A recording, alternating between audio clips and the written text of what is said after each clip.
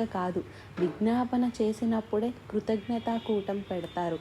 ఎంత విశ్వాసం అంటే, జరిగిద్ది కాదన్నా, జరిగింది, నాకు తెలుసు అది జరిగిద్ది, అందుకే విశ్వాసంతో ఈ పని చేశాను.